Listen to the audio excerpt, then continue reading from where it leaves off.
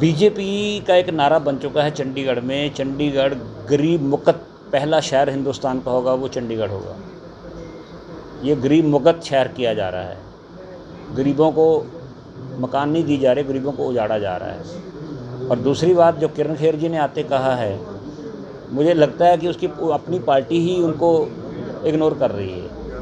ये सारे फैसले जो हैं, पिछले दिनों एडमिनिस्ट्रेशन इन मामलों में कई जगह मीटिंगें बुलाती रही है और कहीं ना कहीं भारतीय जनता पार्टी के लोगों ने इन कॉलोनियों को गिराने के लिए सहमति दे दी गई है।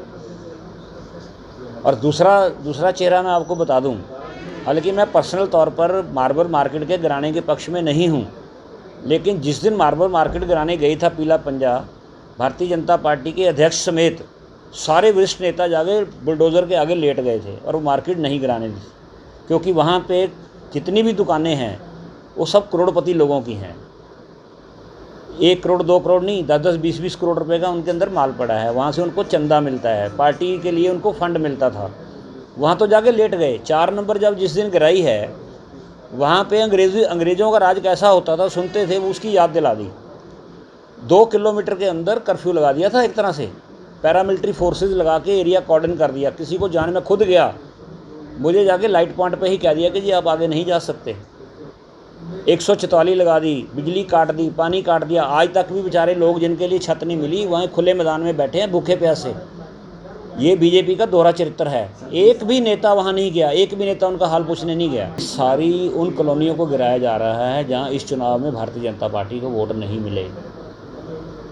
ये फैसला कर लिया कि जिन्होंने हमें वोट नहीं दिए उनको सज़ा देनी है। ये उन वोटरों को सज़ा दी जा रही है जिन्होंने या तो कांग्रेस को वोट डाली है या आम आदमी पार्टी को वोट डाली। सब एरिया देख लें, इनमें कोई ऐसा एरिया नहीं होगा जहाँ से भारतीय जनता पार्टी का पार्षद जीता है। बीजेपी का एक नारा बन चुका है चंडीगढ़ में। चंडीगढ़ गरीब मुक्त पहला शहर हिंदुस्तान का होगा, वो चंडीगढ़ होगा। ये गरीब मुक्त शहर किया जा रहा है। गरीबों को मकान नहीं दी जा रहे, गरीबों को उजाड़ा जा रहा है। और दूसरी बात, जो किरण खेर जी ने आते कहा है, मुझे लगता है कि उसकी अपनी पार्टी ही उनको इग्नोर कर रही है। ये सारे फैसले जो हैं, पिछले दिनों एडमिनिस्ट्रेशन इन मामलों में कई जगह मीटिंगें बुलाती रही है और कहीं ना कहीं भारतीय जनता पार्टी के लोगों ने इन कॉलोनियों को गिराने के लिए सहमति दे दी गई है। और दूसरा चेहरा मैं आपको बता दूं, हालांकि मैं पर्सनल तौर पर मार्बल मार्केट के गिराने के पक्ष में नहीं हूं, लेकिन जिस दिन मार्बल मार्केट गिराने गई था पीला पंजा, भारतीय जनता पार्टी के अध्यक्ष समेत सारे वरिष्ठ नेता जाके बुलडोज़र के आगे लेट गए थे और वो मार्केट नहीं गिराने दी, क्योंकि वहाँ पे जितनी भी दुकानें हैं वो सब करोड़पति लोगों की हैं। 1 करोड़ 2 करोड़ नहीं, 10-10 20-20 करोड़ रुपए का उनके अंदर माल पड़ा है। वहाँ से उनको चंदा मिलता है, पार्टी के लिए उनको फंड मिलता था।